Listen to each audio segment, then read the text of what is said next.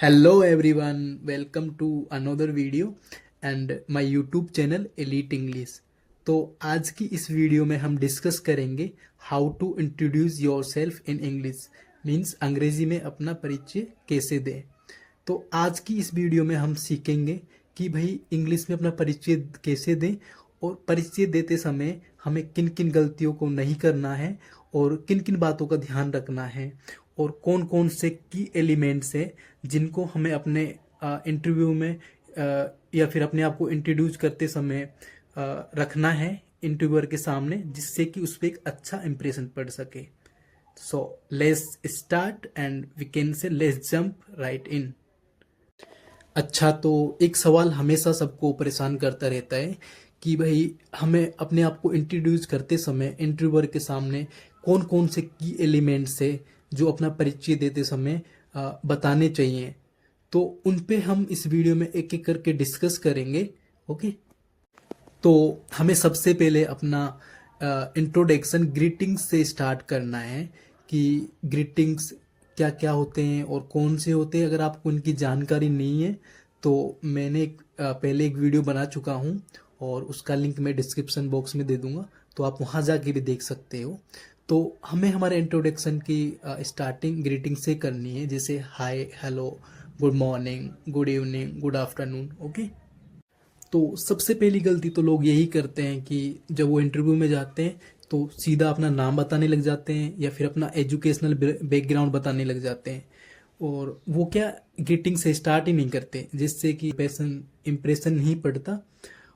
ठीक है, तो ग्रीटिंग्स के बाद आपको एक ओपनिंग लाइन की ज़रूरत होती है, जिससे कि आप अपना इंटरव्यू स्टार्ट कर सको। और ओपनिंग लाइन के तौर पर आप कुछ लाइन से जैसे बोल सकते हो, let me introduce myself, और आप कह सकते हो thank you for giving me this opportunity to introduce myself, और आप कह सकते हो it's my pleasure to introduce myself. Okay, ये सारी ओपनिंग लाइन है। जब भी आप इंटरव्यू देने जाओ तो आपको यहाँ से स्टार्ट करना है और आप इनमें से कोई सी भी लाइन बोल सकते हो। और अगर आप किसी कॉलेज या यूनिवर्सिटी के छात्र हो तो आप कह सकते हो ओपनिंग लाइन के तौर पे I am very glad to be here, और I am very excited to be a part of this. जिस भी आप कॉलेज में पढ़ते हो या फिर दिस क्लास में भी आप पढ़ते हो तो आप उसका नाम आगे लिख सकते हो, या फिर आप कह सकते हो I am delighted to be a part of this academic community. Okay, और इसके बाद आप अपना नाम बता सकते हो। और नाम बताते टाइम मोस्टली पीपल एक मिस्टेक करते हैं। तो मोस्टली पीपल आपने देखा होगा कि बोलते हैं my self Raju, my self Rahul, my self Sachin, लेकिन आपको माई सेल्फ यूज करना ही नहीं होता नाम बताते टाइम। ये एक मिस्टेक है जो आपको नहीं करनी। और आप क्या बोल सकते हो, माई नेम इज दिस। जैसे किसी का नाम राजू है तो आप बोल सकते हो my name is Raju, I am Raju, और you can call me Raju. Okay, और इसके बाद हमें अपनी एज बतानी होती है, और एज बताने के भी अलग अलग तरीके हैं। जैसे मान लो कोई पर्सन 20 साल का है तो वो बोल सकता है आई एम 20 years old। ठीक है, और एक दूसरा केस ऐसे होता है कि जैसे मान लो कोई इंसान अपनी एज शेयर नहीं करना चाहता तो वो ये भी बोल सकता है, जैसे मान लो वो इंसान 1995 में पैदा हुआ है तो वो बोल सकता है आई वॉज बोर्न इन 1995। ठीक है, और एक तीसरा तरीका है I am in my teens, 20s और 30s। ठीक है, अच्छा, टीन्स किसको बोलते हैं? जिसी भी पर्सन की उम्र 20 to 23 के मिड में है वो टीन्स में आता है, और जिसकी भी एज 24 और 26 के मिड में है वो 20s में आता है, और जिसकी भी एज 27 to 29 है वो 30s में आता है। ठीक है, जैसे मान लो मेरी उम्र 23 ईयर्स है तो मैं क्या कहूँगा, I am in my 20s। Okay, और इसके बाद हमें अपनी लोकेशन बतानी होती है, मतलब कि हम कहाँ के रहने वाले हैं। ठीक है, और लोकेशन बताने के भी अलग अलग तरीके हैं। तो जैसे अगर इंटरव्यूअर आपसे पूछता है where do you put up, इसका मतलब क्या होता है कि इसका मतलब होता है कि आप कहाँ के रहने वाले हो, आप कहाँ रहते हो। ठीक है, तो आप उसके रिप्लाई में क्या बोलोगे, आई आई बिलोंग टू अलवर या आई पुट अप अलवर, ठीक है। और इंटरव्यूअर आपसे पूछ सकता है where do you hail from, means आप कहाँ के रहने वाले हो, इसका मतलब ये होता है। तो आप बोल सकते हो आई हेल फ्रॉम अलवर, ठीक है। और एक आप ये भी बोल सकते हो आई बिलोंग टू अलवर, ठीक है। लेकिन यहाँ पे पीपल काफ़ी गलती करते हैं, जैसे वो बोलते हैं आई बिलोंग्स टू अलवर, तो ये ग्रामेटिकली गलत होता है। या फिर I am belong to Alwar, ये भी गलती है, ठीक है। तो आपको ये गलती नहीं करनी है। और इसके बाद आपको अपना फैमिली बैकग्राउंड बताना होता है कि आपके फैमिली में कितने मेंबर्स हैं, और आपके फादर क्या करते हैं, आपकी मदर क्या करती है, और आपके भाई बहन क्या करते हैं, ठीक है। तो आप बता सकते हो, जैसा कि मैंने लिखा हुआ है there are 5 members in my family.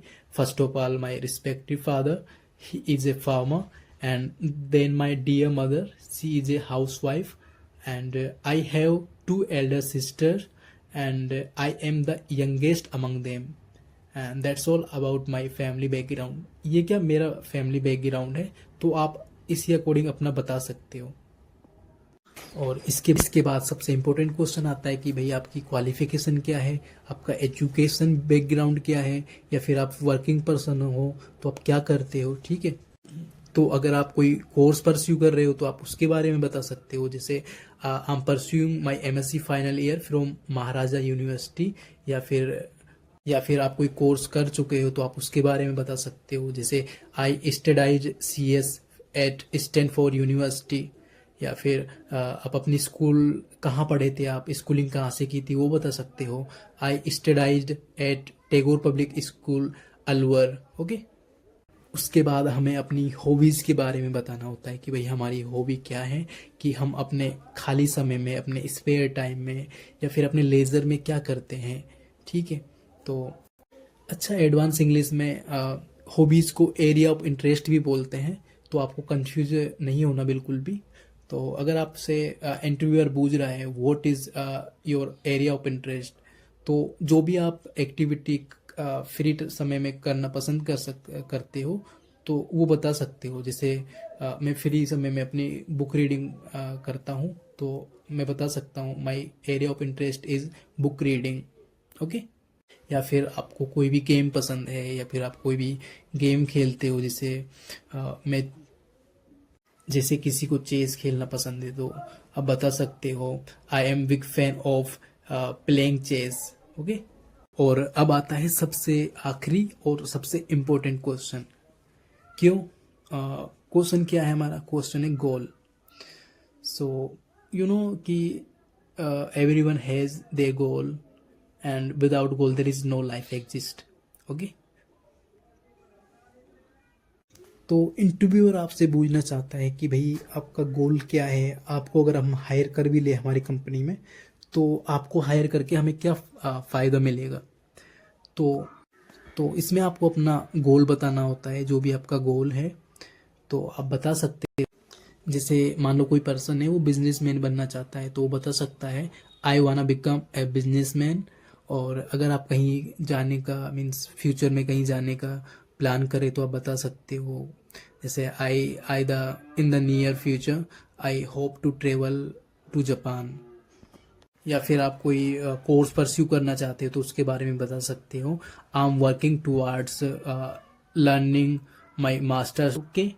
So that's all, and thanks for watching.